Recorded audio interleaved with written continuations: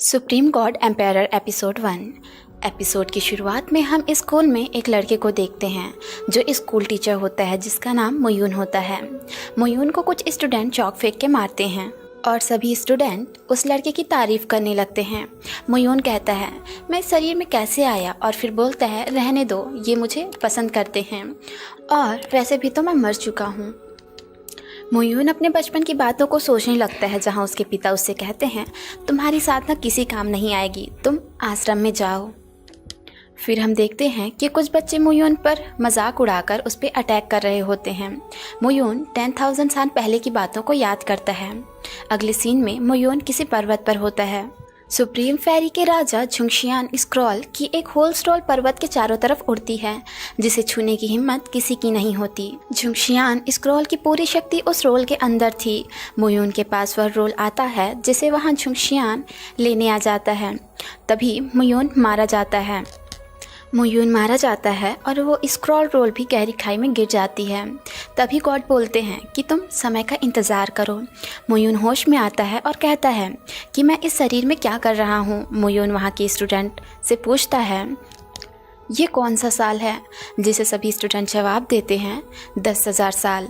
मोयून कहता है कि मैं इस शरीर में कैसे सो सकता हूँ और मैं सोचा नहीं था कि वो स्क्रॉल इस तरह से मेरे हाथों से गिर जाएगा।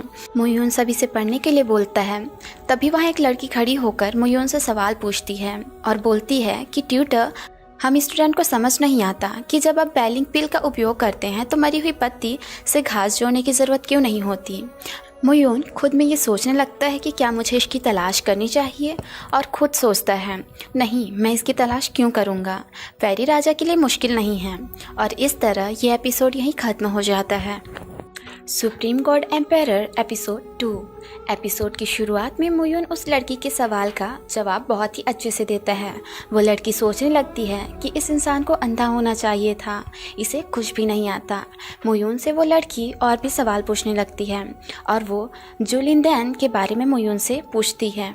उस लड़की के सवाल को सुनकर वहाँ के सभी स्टूडेंट सोचने लगते हैं कि ये पूरे बी यून के बारे में पूछ रही है और कहते हैं एल्केमी मास्टर इस चांद की दवा बना सकते हैं, लेकिन एक से अधिक नहीं।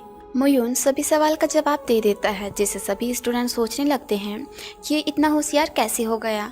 मोयून के जवाब सुनने के बाद सभी स्टूडेंट उस पर हंसने लगते हैं। तभी वहाँ किसी की आवाज़ आती है जो स्कूल के प्रिंसिपल की होती है। प्रिंसिपल आते ही मोयून से सवाल पूछने लगते हैं कि भेड़िया दानव गोली की कमी को पूरा करने के लिए क्या पवन भेड़िए के दानों पर भरोसा कर सकता है, जिसे सुनकर मोयून बोलता है बिल्कुल नहीं। फिर प्रिंसिपल बोलते हैं तो मास्टर के अनुसार क्या होना चाहिए, दवा की ताकत और जूलिंग दैन की सफलता दर में सुधार कैसे करें। मोयून उसे बोलता है कि अपनी उम्र में इसका उपयोग नहीं किया जा सकता। मोयून प्रिंसिपल से कहता है कि आप पिछले 10,000 सालों को देखिए, कीमिया तकनीक में सुधार नहीं हुआ है। तभी प्रिंसिपल को एक लड़का बोलता है कि ये क्या है। फिर मोयून भी सोचता है कि ये ओल्ड मैन कौन है। तभी वो प्रिंसिपल बोलते हैं कि प्रसिद्ध नीली हवा भेड़ या दानव के अंदर बहुत अशुद्धता है।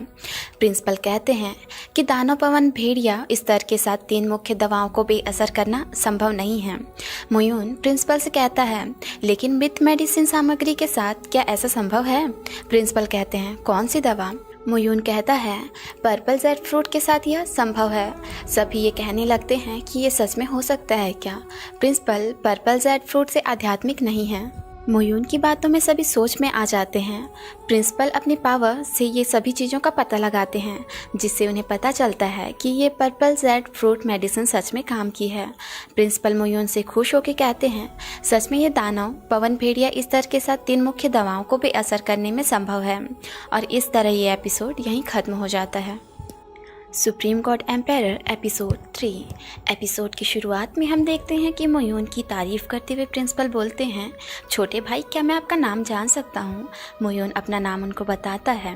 प्रिंसिपल के पास खड़ा एक इंसान सोचता है कि वास्तव में भले ही प्रिंसिपल से जीजी में समस्याओं का हल करने के लिए कहा, वह समस्याओं का सामना कर सकता था, और सोचता है प्रिंसिपल मो ने उसका नाम पूछा और आज मोयून का रूप सामान्य से अलग लग रहा है। और वह इंसान सोच में पड़ जाता है कि पहले जो किसी भी सवाल का उत्तर नहीं दे पाता था और बोलने तक में हकलाता था, आज वो कैसे बोल पा रहा है। सभी स्टूडेंट भी सोचने लगते हैं कि क्या ये मुयून है। सभी स्टूडेंट मुयून की तारीफ़ करते हैं और बोलते हैं कि शाही परिवार भी मास्टर मुयून का सम्मान करते हैं और अपने स्कूल की बहुत ज़्यादा तारीफ़ करते हैं। प्रिंसिपल मुयून से और भी सवाल पूछते हैं। मुयून सभी सवाल का उत्तर सही देता है, जिससे प्रिंसिपल सोच में पड़ जाते हैं और मुयून से एक और सवाल करते हैं, जिससे मुयून कहता है कि सॉरी, ये क्लास का टाइम है और अब मैं घर जा रहा हूँ। तभी प्रिंसिपल के साथ आए एक इंसान बोलता है, मुयून को क्या शर्म आती है, जिससे प्रिंसिपल उस इंसान को चुप रहने का इशारा करते हैं। प्रिंसिपल मुयून से कहते हैं कि मुझे माफ़ करें, मैं आपका अपमान किया, मैं आपसे बात करना चाहता हूं और मुयून, क्या मैं आपके घर जा सकता हूं। मुयून कहता है, आप चाहो तो आ सकते हो मेरे साथ। प्रिंसिपल और उसके लोग मुयून के साथ उसके घर जाते हैं। प्रिंसिपल के साथ आया एक इंसान मुयून को बिल्कुल भी पसंद नहीं करता है और अपने मन में कहता है कि अगर कोई यहाँ नहीं होता तो मैं तुम पर हमला कर देता। और वहाँ का एक स्टूडेंट कहता है, मुयून अभी भी एक बेवकूफ़ मिनिस्टर है। फिर सभी मुयून के साथ उसके घर जाते हैं। तभी कहीं से आवाज़ आती है कि मिस्टर मुयून, लिविंग रूम में ओल्ड मैन और फैमिली के कई बुज़ुर्ग आपका इंतज़ार कर रहे हैं। मुयून पुरानी कुछ बातों को सोचने लगता है, जहाँ कुछ लोग किसी ओल्ड मैन के सामने लाइन लगाए हैं और वो ओल्ड मैन सभी को उसके काम का पैसा दे रहा होता है। फिर मुयून भी उस ओल्ड मैन के पास जाकर अपने काम का पैसा मांगते हुए कहता है कि वेट, मेरा इस मंथली का पैसा, जिससे वो ओल्ड मैन मुयून से कहता है कि मैं इसे आपके लिए रखूँगा। और इस तरह ये एपिसोड यहीं ख़त्म हो जाता है। Supreme god empire episode 4। Episode की शुरुआत में मुयून के घर को देखते हैं, जहां एक सैनिक मुयून को अंदर जाने से रोकता है। मुयून से कहता है कि तुम्हारी परिवार की मुखिया और बड़े सदस्य आपकी शादी के बारे में बात करने के लिए एकत्र हुए हैं और सभी तुमसे मिलना चाहते हैं। शादी करने के लिए एक दिन चुनो और मुयून को अंदर ले जाने के लिए कहता है। तभी मुयून के साथ आए प्रिंसिपल मुयून से बोलते हैं कि आप एक यंग मास्टर हैं और सर्वेंट ने आपको मारा, ये कुछ अच्छा नहीं लगा। मुयून उस सैनिक को एक थप्पड़ लगा देता है और वो सैनिक मुयून से कहता है, तुम्हारी हिम्मत कैसे हुई। इसलिए मुयून उसे और भी मारने लगता है और कहता है, तुम्हें याद रहेगा कि तुम्हें यंग मास्टर ने पीटा है। मुयून उसे कहता है, तुम एक सर्वेंट हो। मुयून अपने घर के अंदर जाता है और सोचता है कि अभी मेरे शरीर की शक्ति कमज़ोर है। प्रिंसिपल और उसके साथ आए लोग एक दूसरे से बात करते हैं कि मुयून तो कमज़ोर था। तभी प्रिंसिपल बोलते हैं कि ये कोई सिंपल इंसान नहीं है। मुयून अपने घर को देखता है। फिर वहाँ हम कुछ लोगों को देखते हैं जो मुयून का इंतज़ार कर रहे हैं। मुयून और क्वीन फैमिली बात कर रहे होते हैं। तभी वहाँ मुयून आता है। मुयून सोचता है कि किन बहुत ही खूबसूरत है, पर वो घूंघट के अंदर है जिसे मैं नहीं देख सकता और मुझे डर है कि वह सुंदर नहीं होगी। तो मुयून अपने पापा से कहता है कि आप हायर की तलाश में हैं।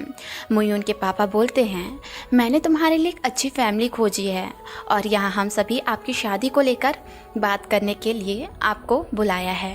किन से हम सभी ने आपकी शादी को तय कर दिया है।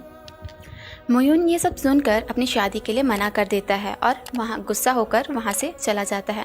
तभी एक इंसान मुयून को डांटने लगता है। तभी मुयून बोलता है, मु फेंगयुआन, जिसे देख के मुयून को बचपन की बातें याद आती हैं, जहाँ उसे वो लोग पीट रहे होते हैं।